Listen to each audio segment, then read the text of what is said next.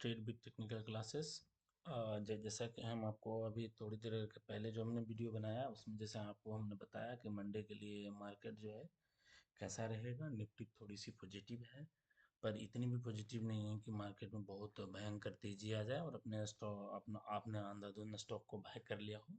इस तरीके से नहीं है। जैसा कि हम आपको बताए थे कि लास्ट वीडियो में आपको कुछ स्टॉक्स के बारे में भी सजेस्ट करेंगे जिससे आपको ये समझ में आए कि सोमवार को क्या कुछ स्टॉक्स खरीदने चाहिए या फिर हम उस पर डिस्कस करना चाहते हैं। जैसे कुछ बड़े स्टॉक्स हैं जिनमें लोगों के वो है कि हमें इस पे गाइड किया जाए कि किसे कौन सा स्टॉक्स इतनी तेज गिरावट के बाद खरीदना उचित रहेगा, क्योंकि म्यूचुअल फंड्स वगैरह में भी काफ़ी गिरावट आ चुकी है। लोगों के जो पोर्टफोलियो डाउन की तरफ धीरे धीरे इंडिकेट करते जा रहे हैं। तो इस जो है इसमें अभी हम आपको बताएंगे कि कुछ स्टॉक्स जो इस बिकवाली के समय में जो हम खरीद कर रखें तो शायद हमारे भविष्य के पोर्टफोलियो के लिए बेहतर हो सकता है।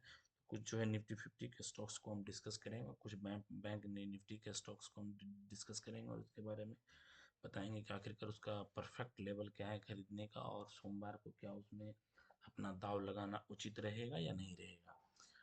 आप वीडियो में बने रहें और अपने वीडियो को लास्ट तक देखें, और यदि आपको वीडियो पसंद आए तो लाइक सब्सक्राइब एंड शेयर करना जरूर ना भूलें। और इसको जो है आगे भी लोगों को समझाएं कि जो है मार्केट में किस तरीके से हमें जो है स्टॉक्स को बाय करना है और किस तरीके से ट्रेड करना है। दोनों दोनों अब हम डिस्कस करने के लिए हम सबसे पहले जो है एनएससी किसी की साइट पे आ जाते हैं। हम सबसे पहले हम बैंक निफ्टी की तरफ ही चलते हैं, हम निफ्टी बैंक चलते हैं। निफ्टी बैंक में जैसा कि आपको पता होगा कि एनएससी इंडिया की साइट है जिसके अंतर्गत सारे सेक्टोरियल वाइज भी स्टॉक्स होते हैं, या फिर निफ्टी 50, निफ्टी 100, निफ्टी 200 के हिसाब से भी स्टॉक्स बनाए हुए होते हैं। तो हम सबसे पहले इसमें डिस्कस करेंगे कि एचडीएफसी बैंक, जैसा कि लोगों को पता है कि वो सबसे बढ़िया एचडीएफसी बैंक, आईसीआईसी, एसबीआई, तीन जो बैंकिंग से सेक्टर हैं जिसमें मैक्सिमम लोगों को जो आते हैं पोर्टफोलियो होते हैं। जैसे कोई भी आप जो है म्यूचुअल फंड खरीदते हैं तो इसमें तीन शेयर जरूर मिलते हैं आपको, H D F C, ICICI bank, S B I N.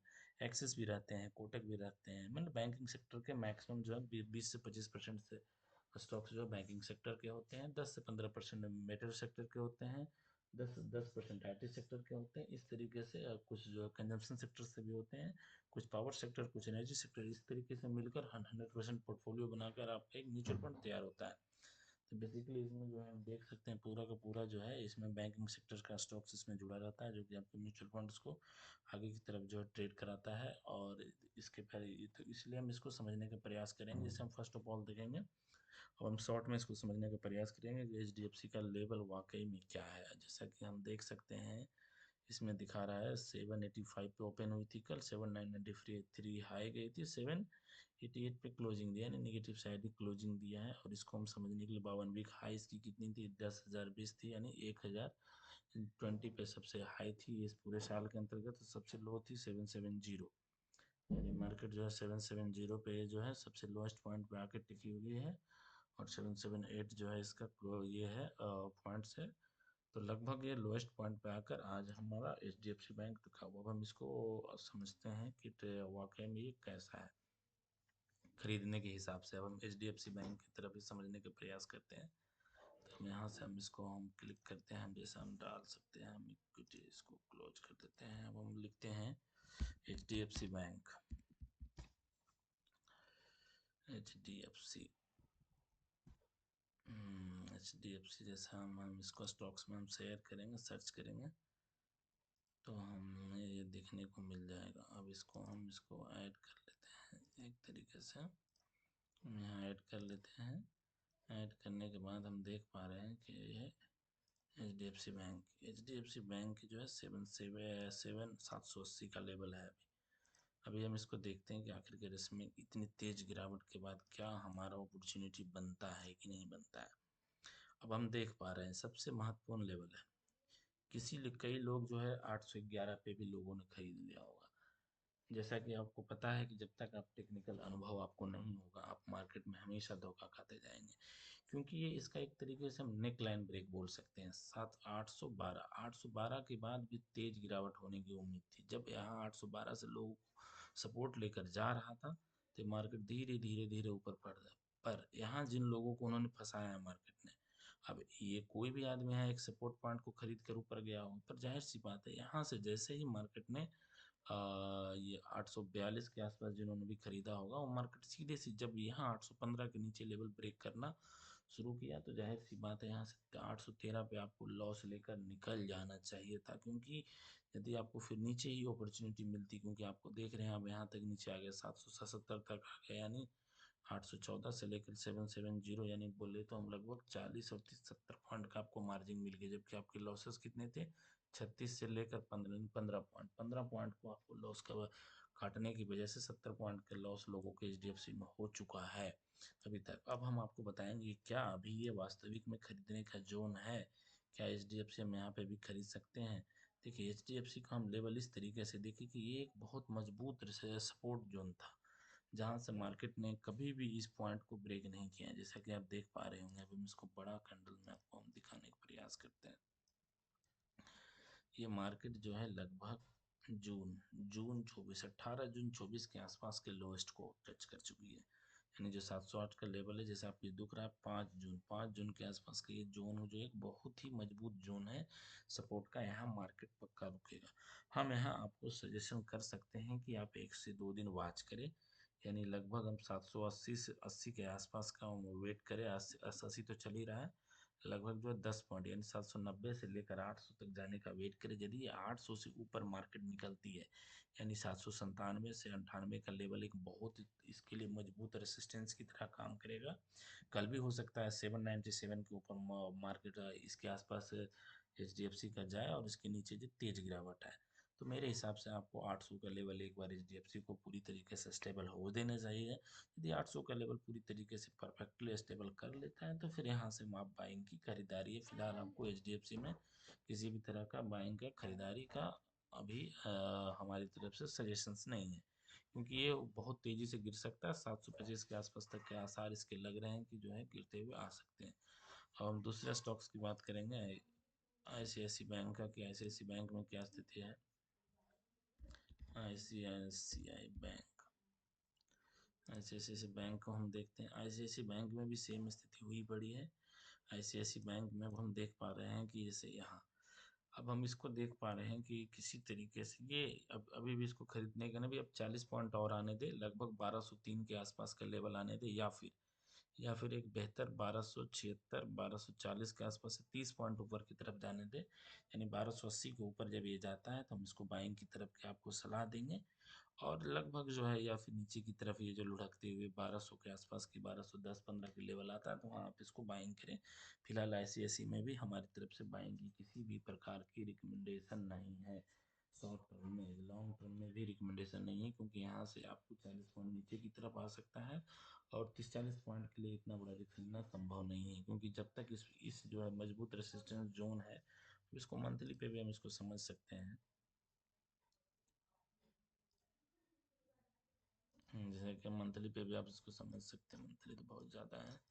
जैसे आप देख सकते हैं कि मंथली में भी अभी तेज गिरावट है। अब इस दरमियान यदि मान के चलिए एक हफ्ते मान के चलिए बेरियस हो जाती है तो काफ़ी काफ़ी मंथली एक बेरियस ट्रेंड की तरफ जाएगा, जो मार्केट को संभव नहीं है, जो मार्केट कभी एक्सपेक्ट नहीं करेगा कि पॉजिटिव साइड जाए। तो आईसीआईसी बैंक में भी तेज गिरावट आने के भविष्य में आसार नज़र आ रहे हैं, यानी ये दोनों स्टॉक फिलहाल सजेशन नहीं है। जो मैंने आपको लेवल बताया, अगेन मैं आपको लेवल रिपीट कर देता हूँ जिससे आपको कन्फ्यूजन नहीं हो।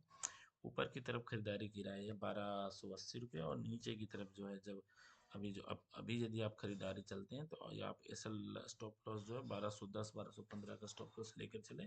इसके बाद ही किसी प्रकार की इसमें पॉजिटिवनेस की उम्मीद हम लगा सकते हैं। अब हम कुछ और दो चार स्टॉक्स की भी जिक्र कर लेते हैं, साथ साथ में एसबीआई का भी जिक्र कर लेते हैं कि एसबीआई कहाँ जाएगा।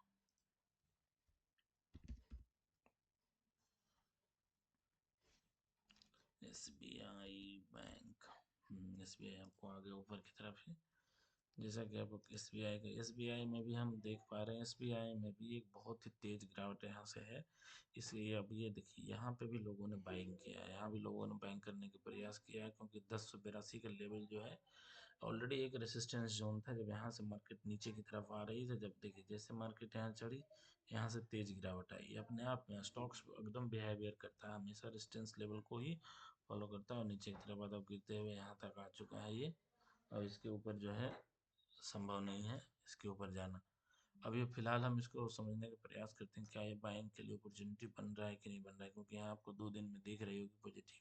यदि आपको बाय भी करना है तो इस लेवल को आसानी से क्रॉस करने जो 1080, यानी अभी से 30 पॉइंट ऊपर से ऊपर जाने दें, तभी हम जो है इसको बाइंग की तरफ बढ़ेंगे। यानी बैंकिंग सेक्टर्स के स्टॉक्स तीनों के तीनों जो मेन स्टॉक्स थे, जैसा कि अभी आपको हम समझाने का प्रयास कर रहे थे, एसबीआई, एचडीएफसी, आईसीआईसी बैंक और एसबीआई, इन तीनों में भी खरीद की सलाह हमारी तरफ से तो बिल्कुल भी नहीं है। यदि आपको अपना लगता है कि ना इसमें हम खरीद सकते हैं, हाँ, कुछ हम मेटल सेक्टर्स के स्टॉक हम सुझावित आपको करने का प्रयास करते हैं कि निफ्टी मेटल में तेजी रही है, गिरावट में भी थोड़ी थोड़ी इसमें रही है, मेंटेन किया है इन्होंने। जैसे हम हिंडाल्को या फिर कोई भी हम एक दो स्टॉक टाटा स्टील को भी हम देख लेते हैं। जैसे मेटल सेक्टर में खरीदने पे थोड़ी सी पॉसिबिलिटी है कि जो है टाटा स्टील,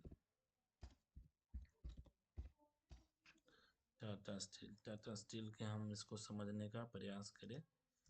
टाटा स्टील में क्या है, जैसा कि आपको बता रहे हैं कि टाटा स्टील की जो है अभी अभी जो टाटा स्टील में हम आपको एक तरीके से 199 के ऊपर हम जो है आसपास आपको हम खरीदने की सलाह देंगे। 199 के ऊपर जैसे मार्केट जाता है आप इसमें खरीदारी चालू करें, क्योंकि ये आपको खरीदारी में इसमें पॉजिटिव का सौदा रहेगा, क्योंकि ये नीचे आने पे भी कई बार ये सपोर्ट लेगा और कोशिश पूरा करेगा कि ऊपर जाए।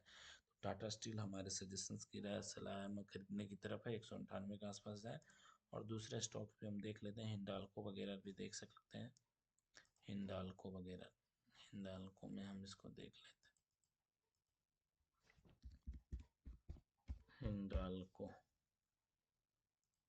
हिंडाल्को में हम हिंडाल्को अभी आपको खरीदने की सलाह नहीं है।